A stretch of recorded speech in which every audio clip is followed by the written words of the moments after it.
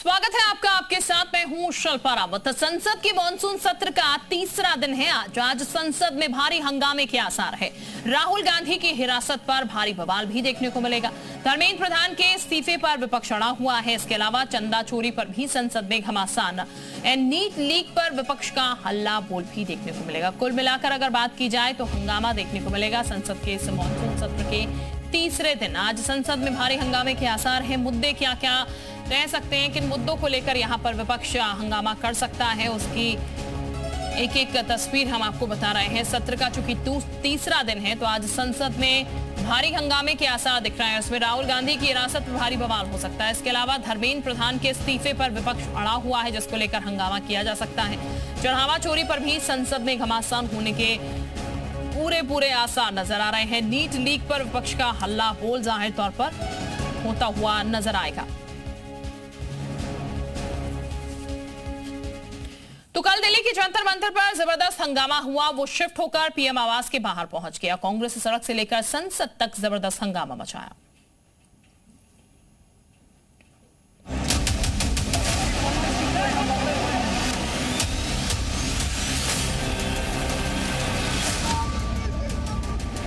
पहले पैदल मार्च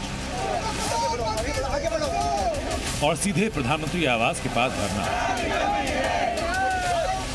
NEET paper leak मुद्दे पर कांग्रेस नेताओं ने कांग्रेस अध्यक्ष खड़गे के घर से निकलकर पीएम के आवास तक मार्च किया। राहुल गांधी, प्रियंका वाड्रा सहित कई बड़े नेता और सांसद इसके बाद वहीं धरने पर बैठे। पुलिस ने उनसे हटने की अपील की तो राहुल गांधी खड़गे ने अपने बंधे हाथ दिखा दिए। हंगामा बढ़ा, जिसके बाद पुलिस ने प्रदर्शनकारी नेताओं को हिरासत में लेना शुरू किया। नेताओं को जबरन गाड़ियों में बैठाया जाने लगा। इसी बीच सरकार की तरफ से केंद्रीय मंत्री जितेंद्र सिंह धरना स्थल पहुंचे। करीब 20 मिनट तक राहुल गांधी से बात की, उनकी मांगें जानी। उसके बाद जितेंद्र सिंह ने गृह मंत्री से बात की, लेकिन इस 3 घंटे के धरने में 2 बार बातचीत के बाद भी राहुल गांधी नहीं माने तो पुलिस ने हल्का बल प्रयोग किया। राहुल गांधी को उठाकर बस में बैठाया। प्रियंका वाड्रा को हिरासत में लिया गया। Democracy in India is happening right now. डरते हैं, हम नहीं डरते इनसे, ये हमसे डरते हैं। जबकि राहुल गांधी से मिलने वाले केंद्रीय मंत्री जितेंद्र सिंह ने राहुल गांधी पर मांग बदलने का आरोप लगाया। बोले कि साहब मुझे तो शिक्षा मंत्री का इस्तीफा भी चाहिए। तो हमने कहा साहब अभी कुछ ही क्षण पहले आपसे बार बार जब पूछा गया कि आपका क्या मुतालबा है तो आपने ये कहा था कि अगर मुझे ये आश्वासन दिया जाए कि संसद में कांग्रेस पार्टी को भारत सरकार चर्चा करने देगी या करने के लिए तैयार है तो मैं तुरंत ये धरना समाप्त कर दूंगा। लेकिन अब आप अपनी बात से हट रहे हैं। तो बोले साहब ये तो मेरी मर्जी है, मेरी मांगें बदल चुकी हैं।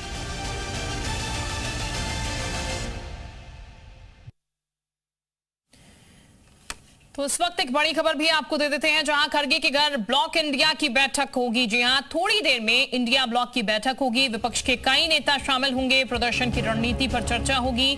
संसद में गांधी प्रतिमा पर धरना किया जाएगा। छात्रों पर लाठीचार्ज के विरोध में धरने की बात सामने आ रही है। तो ये इस वक्त की बड़ी खबर हम आपको बता रहे हैं, जहां संसद में गांधी प्रतिमा पर धरने की बात सामने आई है। खड़गे के घर इंडिया ब्लॉक की बैठक होने जा रही है और थोड़ी देर में इंडिया ब्लॉक की बैठक होगी। छात्रों पर जो लाठीचार्ज हुआ उसको लेकर विरोध भी अपना कांग्रेस दर्ज कराएगी। संसद में गांधी प्रतिमा पर यह धरना प्रदर्शन किया जाएगा। तो फिलहाल ये बता दें आपको, इस पूरे संग्राम को लेकर जाहिर तौर पर संसद में भी आज हंगामा होता हुआ नजर आएगा। और इस बीच लखनऊ से भी खबर है, सीएम योगी ने देर रात एक बड़ी बैठक की है। ये बता दें आपको, वीडियो कॉन्फ्रेंसिंग से जुड़े अधिकारी प्रदर्शन को लेकर पूरे प्रदेश में अलर्ट है। सपा नेताओं की धरपकड़ तेज की गई है। कई नेता हाउस अरेस्ट किए गए हैं। लखनऊ आने से रोकने की तैयारी पूरी। लखनऊ की सीमाओं पर नाकेबंदी की गई है। टोल प्लाजा पर नाकेबंदी की गई है। तो सीएम योगी भी पूरी तरीके से सख्त हैं। कई सपा नेताओं की धरपकड़ शुरू हो चुकी है। लखनऊ आने से रोकने की तैयारी पूरी है।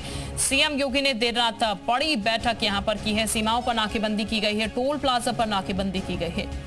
वीडियो कॉन्फ्रेंसिंग के जरिए अधिकारी देर रात जुड़े हैं और प्रदर्शन को लेकर पूरे प्रदेश में अलर्ट किया गया है, ताकि कोई स्थिति ऐसी ना हो जो कि कंट्रोल ना की जा सके।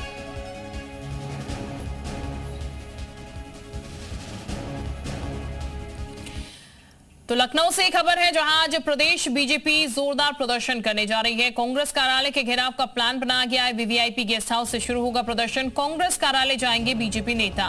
दोपहर 1 बजे यूपी बीजेपी का हल्ला बोल।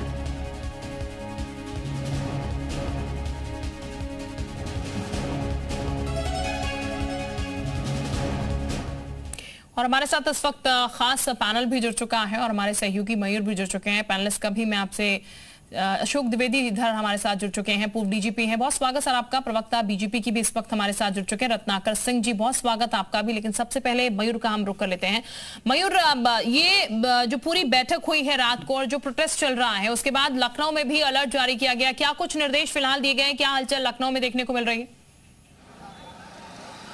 हाँ, देखिए, दिल्ली में जिस तरीके से कल कांग्रेस और समाजवादी पार्टी का प्रोटेस्ट हुआ, उसके बाद लखनऊ में भी हमने देखा कि समाजवादी पार्टी के कार्यकर्ता नेता, इसी के साथ कांग्रेस पार्टी के नेताओं ने भी, उसमें प्रदेश अध्यक्ष अजय राय भी शामिल रहे, उन्होंने राजभवन का घेराव करने का काम किया। तो ऐसे में इस पूरे मामले को गंभीरता से लेते हुए सीएम योगी आदित्यनाथ ने रात को सभी अधिकारियों को निर्देश जारी किए हैं कि लखनऊ के आने जाने वाले जो तमाम टोल नाके हैं या फिर अगर कोई समाजवादी पार्टी का कार्यकर्ता नेता या फिर कांग्रेस का कोई नेता कोई किसी तरीके का बड़ा उग्र प्रदर्शन करने की अगर कोई प्लानिंग कर रहा है तो उसके ऊपर निगरानी की जाए और रेकी की जाए, और अगर हाउस अरेस्ट करने का अगर कोई स्थिति बनती है तो वो भी करने का काम किया जाए। क्योंकि जिस तरीके से प्रधानमंत्री का आवास घेरने का काम कल कांग्रेस लीडर्स ने किया था, तो आज भी भारतीय जनता पार्टी की तरफ से भी आह्वान किया गया है कि जगह जगह पर कांग्रेस के जो कार्यालय हैं उसको घेरने का काम किया जाएगा। और खासतौर पर लखनऊ में जो प्रदेश अध्यक्ष है पंकज चौधरी, वो दोपहर को 1 बजे वीवीआईपी गेस्ट हाउस से कांग्रेस कार्यालय जो वहां से लगभग 500 मीटर की दूरी पर है, वहां पैदल मार्च जाकर कांग्रेस कार्यालय को घेरने का काम करेंगे। तो जो कल कांग्रेस और सपा ने किया दिल्ली में, वही आज जो बीजेपी के लीडर्स हैं, खासतौर पर जो प्रदेश अध्यक्ष हैं, आज वो लखनऊ में करते हुए नजर आएंगे। और इस तरीके की परिस्थितियां आगे ना बने, अलर्ट मोड पे पूरे उत्तर प्रदेश को रखा गया है, क्योंकि इसमें तमाम भी संवेदनशील इलाके हैं और तमाम ऐसे अराजक तत्व हैं जो सोशल मीडिया या फिर ग्राउंड पर जाके किसी तरीके की हिंसा को भड़काने का काम करें या कोई ऐसा आंदोलन या फिर कोई ऐसा धरना प्रदर्शन जो कि पुलिस की निगरानी में ना हो या फिर उसकी सूचना ना हो, ऐसी कोई घटना ना हो सके। तो अलर्ट रहने बिल्कुल, इसीलिए पूरी अलर्टनेस यहाँ पर देर रात से ही देखने को मिल रही है जब से सीएम ने बैठक की है। हमारे साथ अशोक द्विवेदी साहब जुड़े हुए हैं, उनका हम रुख कर लेते हैं, पूर्व डीजी हैं। सर, मैं आपसे जानना चाहूंगी, पूरे प्रोटेस्ट को आप देख रहे हैं, चलिए मैं वापस आपके पास लौटूंगी, लेकिन इस बीच एक अहम जानकारी और पूरा घटनाक्रम भी हम आपको बता रहे हैं, वापस गेस्ट के पास पहुंचेंगे। लेकिन इस पूरे घटनाक्रम पर प्रियंका गांधी और बीजेपी अध्यक्ष नितिन नबीन को आप सबसे पहले सुन लीजिए। नेता प्रतिपक्ष राहुल गांधी ने कृत्य किया है वो पूरी तरह से अशोभनीय है, निंदनीय है। लोकतंत्र में विरोध और अराजकता दोनों अलग अलग शब्द हैं। विरोध जब मर्यादा की हदों को पार कर जाती है तो अराजकता बन जाती है, और हम शुरू से कहते रहे हैं, राहुल गांधी जी अराजकता के प्रतीक बनकर उभर रहे हैं।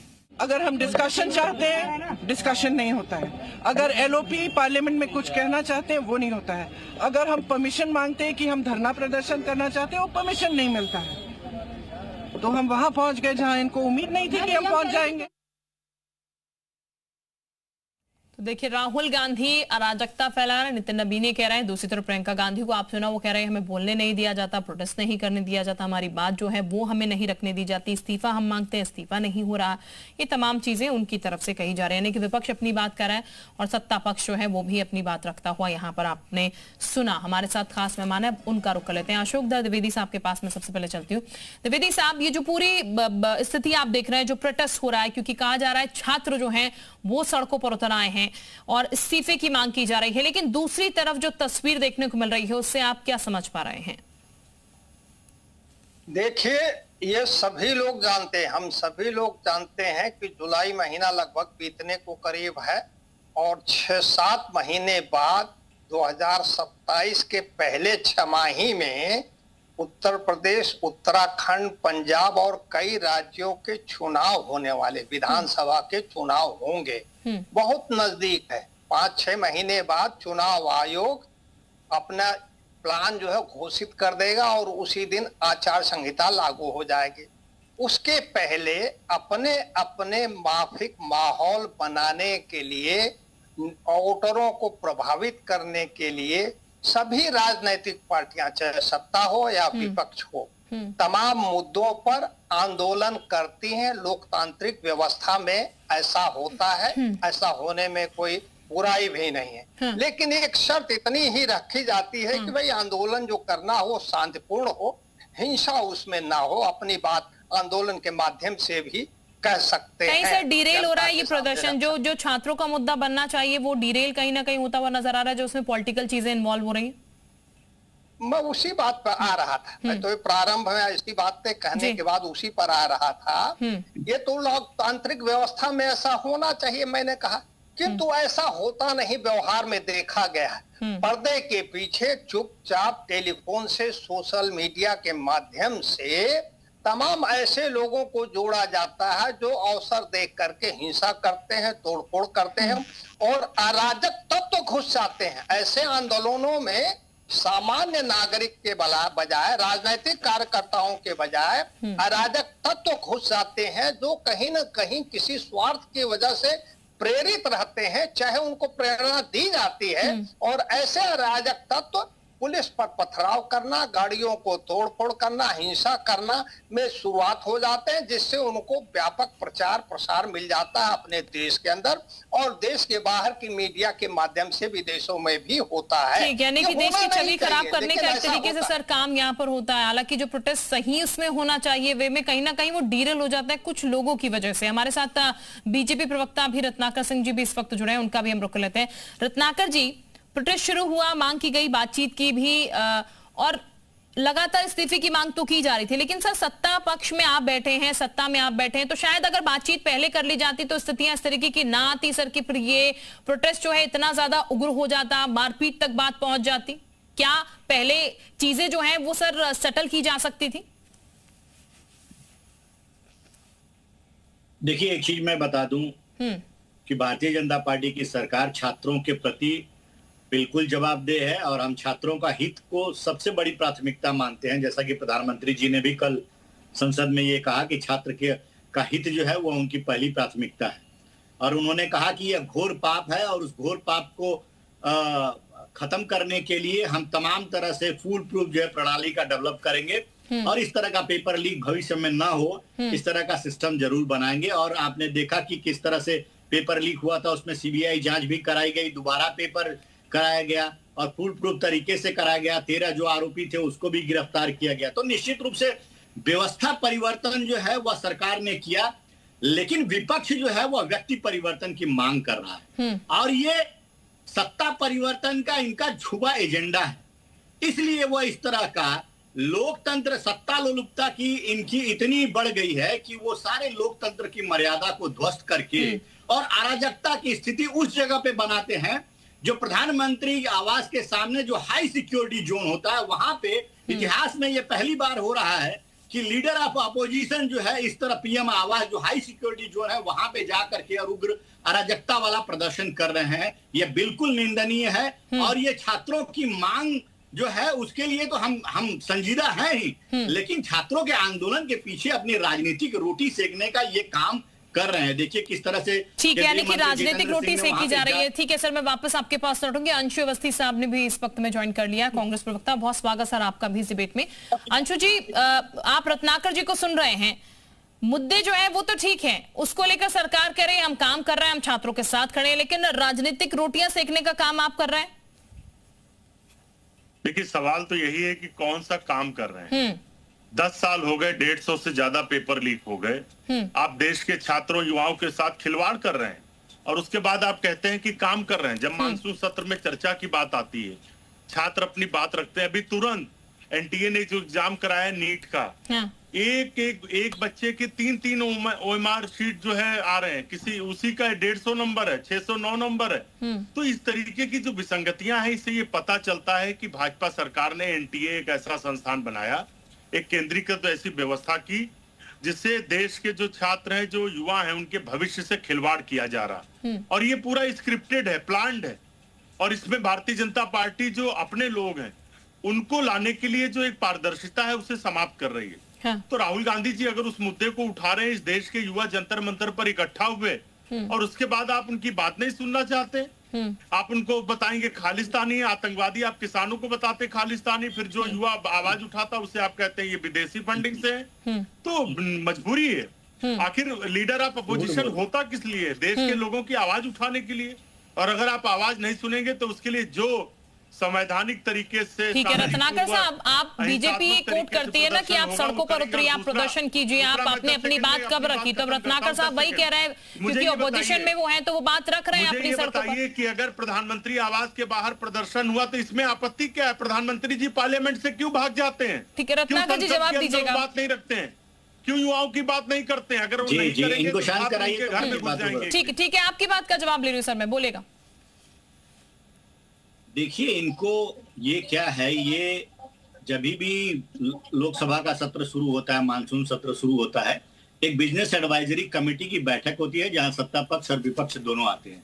क्या क्या मुद्दों पे चर्चा करना है, कितने घंटे सत्ता पक्ष करेगी, कितना घंटा विपक्ष करेगी, कौन कौन लोग चर्चा में शामिल होंगे, ये सारी चीजें निर्णय होती है और उस पर एग्री होते हैं दोनों पक्ष। लेकिन जब सदन में जाते हैं तो ये उन सारी लोकतांत्रिक मर्यादा जो संवैधानिक जो सिस्टम है उसको तार तार करते हैं और वो हंगामा वेल में जाके शुरू कर देते हैं। आपने टीवी में फुटेज पे भी देखा होगा कि किस तरह से विपक्ष जो है वेल में जाकर के हंगामा। मुझे ये बताइए, ये दर्शाता कह रहे हैं कि किन किन मुद्दों पर चर्चा होगी? चर्चा नहीं करना चाहते हैं। सबसे पहले लीडर ऑफ अपोजिशन इंडिया गठबंधन के जो जितने पार्टी है, भाई साहब सुन लो, झूठ बोल रहे हो यहीं पे बैठ करके। मिले उन्होंने कहा कि इस पर चर्चा होनी चाहिए, फिर उन्होंने कहा नहीं हम नहीं कर सकते। पेपर लिख की बात कर रहे हैं। सरकार चाहेगी वो होगा। कौन किसने कहा है जो है वो सरकार का नहीं है, सदन सभी का है। झूठ बोलने का काम कर रहे हैं यहाँ पे बैठ करके। चुनकर भेजा जाए वो पक्ष में हो या विपक्ष में हो। भारतीय जनता पार्टी इनको पहले सिखाइए कि लोकतांत्रिक और संसदीय मर्यादाएं वो क्या है, राजनीति से संसदीय व्यवस्था कैसे चलती है, इनको यही नहीं पता है। काम करते हैं यहाँ पे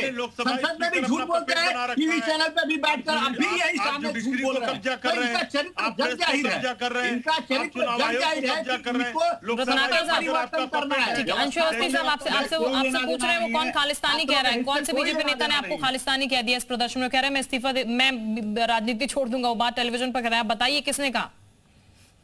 देखिए ये राजनीति नहीं छोड़ेंगे, ये चंदा चोर लोग हैं। इन्होंने भगवान राम के चढ़ावे की चंदा चोरी की है। किस नेता ने कहा है? चोर लुटेरे हैं। आप जवाब नहीं दे रहे, आप सर जवाब नहीं दे रहे उनकी बात का। इन्होंने छात्रों को छोड़ा, न युवाओं को छोड़ा, न आम आदमी को छोड़ा, न भगवान को छोड़ा। भगवान का चंदा चोरी करने वाले लोग हैं, लुटेरे। चंदा चोर पे क्यों चले गए? आप बताइए। लुटेरे हैं ये, इन्होंने चंदा चूर भगवान राम का 5,000 करोड़ रुपए लूटने का काम किया है। ये बता दीजिए। ये चंदा चोर है, काम करते हैं ये बीजेपी और आरएसएस के लोगों ने भगवान राम के चढ़ावे को लूट लिया, छात्रों के भविष्य को लूट लिया, उनके पेपर लीक करा दिए। बीजेपी, अमित शाह, मोदी सब मिले हुए इसमें।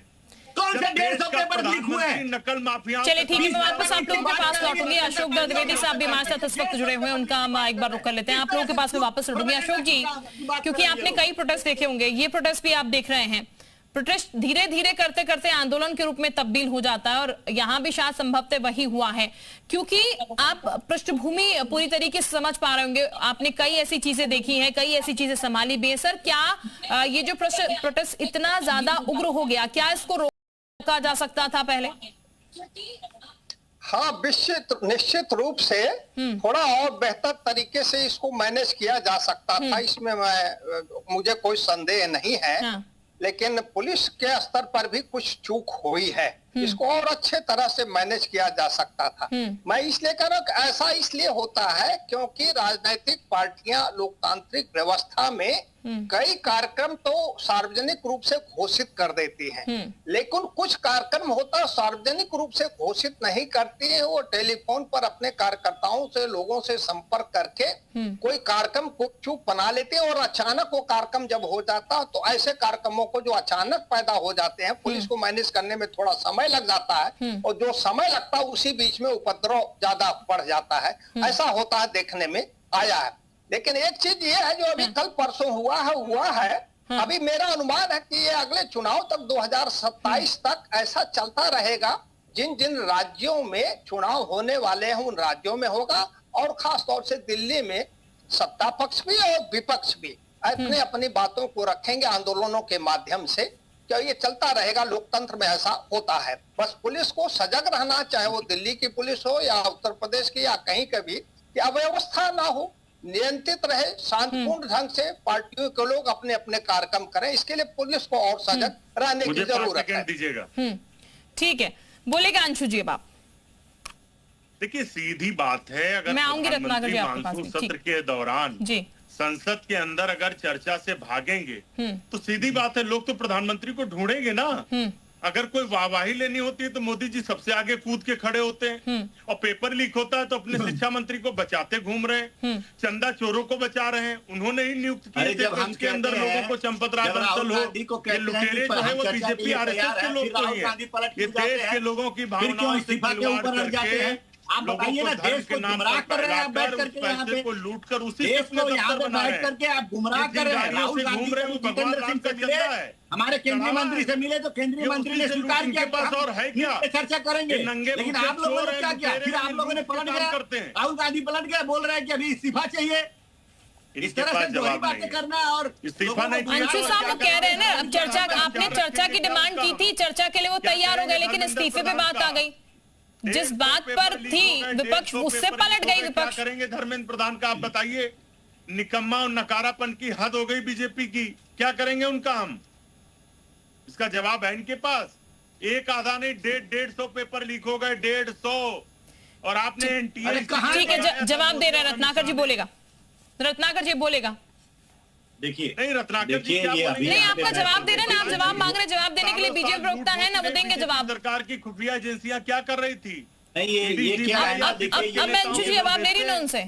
क्या कर रहे थे आप? ठीक है, बोलेगा रत्नाकर जी फटाफट से। सदन में भी यही परिस्थिति है, सदन में भी यही परिस्थिति है। कह रहे हैं कि बोलने नहीं देना दे रहे हैं ये लोग, और ये लोग वहाँ पे जाके हंगामा करते हैं। अभी आपने चैनल पे ही देख लिया, ये बोलने नहीं देंगे, हंगामा करेंगे। वैसे ही सदन की स्थिति पूरी तरह से वही है, वहाँ पे जाएंगे, हंगामा करेंगे। ठीक, चलिए चर्चा लगातार इस पर इस तरीके से बढ़ती रहेगी। और स्टूडेंट जिनकी बात लगातार की जा रही थी, उनका मुद्दा सुलटा नहीं सुलटा, इसको लेकर लगातार बहस जो है वो बनी हुई है। बहरहाल आप सभी का बहुत शुक्रिया हमारे साथ इस चर्चा में जुड़ने के लिए। और फिलहाल वक्त हो चला है वोट बुलेट।